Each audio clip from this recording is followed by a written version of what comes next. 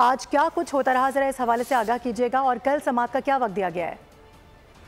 जी, आइन के article 63A पर नजरसानी से मुतल्लिक केस की समाअत आज चीफ जस्टिस काजी साजिदा की सरबराही में सुप्रीम कोर्ट के 5 रुकनी लार्जर बेंच ने की, और समाअत जो है वो कल तक मुकम्मल कर दी, कल तक जो मुलतवी कर दी गई। चीफ जस्टिस ने कहना चाहते जो मसला रह गया उनको हम कल सुन लेंगे। और समाअत के आखिर में चीफ जस्टिस ने पूछा कि कौन कोर्ट जो है वो सुप्रीम कोर्ट बार एसोसिएशन की आर्टिकल 63A से मुतल्लिक नजरसानी दरखास्त की जो है वो हिमायत कर रहा है, तो इस पर वफाकी हुकूमत ने हिमायत कर दी और पाकिस्तान पीपल्स पार्टी ने भी इसकी हिमायत कर दी। और चीफ जस्टिस ने फिर पूछा कि कोई अगर है जो इसकी मुखालफत करना चाह रहा है तो वो भी सामने आ जाए। तो इस मौके पर तहरीक इंसाफ के वकील अली जफर जो है वो रोस्टर पर है। उन्होंने कहा कि मैं बानी चेयरमैन तहरीक इंसाफ का वकील हूँ और मैं इसकी जो है वो मुखालफत कर रहा हूँ। तो इस पर चीफ जस्टिस ने कहा ठीक है, हम आपको भी सुन लेंगे, तो बाकी जो वकील रहेंगे उनको कल सुनेंगे। लेकिन दौरान समाअत जो चीफ जस्टिस काजी साजिदा ने कहा कि ये मामला जो है वो इंतहाई पेचीदा है, और ये कहा जाता है कि जो है वो जमीर के एक साइड पे जमीर है, दूसरी साइड पे पार्टी पॉलिसी है, तो किस तरीके से जो है वोट दिया जा सकता है।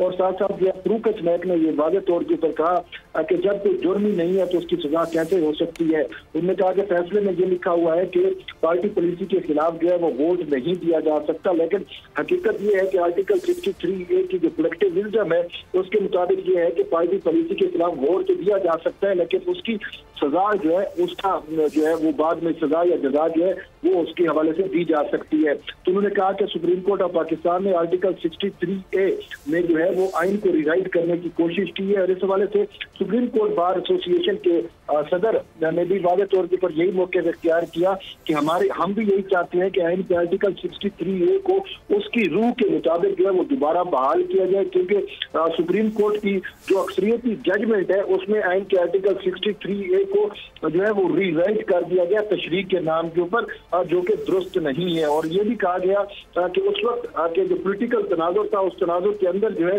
वो जो है ये ऐसा फैसला दिया गया कि तहरीक इंसाफ के जो मुनरिफ अरकान है वो जो है तहरीक अदम एतमाद में उस वक्त के वजीर आजम के खिलाफ वोट न दे सके। और इस बात से सिंध हाउस का भी जो है सिंध हाउस हमले का भी जिक्र जो है वो सदर सुप्रीम कोर्ट बार एसोसिएशन ने किया, और उन्होंने कहा कि उस वक्त ये कहा गया कि तहरीक इंसाफ के जो मुनरिफ अरकान है वो सिंध हाउस में जो है वो मुकीम है।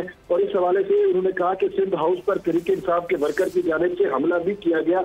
इस पर चीफ जस्टिस ने कहा कि क्या सिंध हाउस के हमले का केस जो है वो सुप्रीम कोर्ट में आया था, तो इस पर जो है वो सुप्रीम कोर्ट बार अदालत को बताया कि वाकई उसका जो है केस सुप्रीम कोर्ट में है, और सुप्रीम कोर्ट ने इस हवाले से अपना फैसला भी दिया था। तो चीफ जस्टिस ने कहा कि चलो हम इस मामले को फिर दोबारा देख लेंगे, और यूँ जो है वो आज अदालती वक्त खत्म होने पर समाज कल तक मुल्तवी।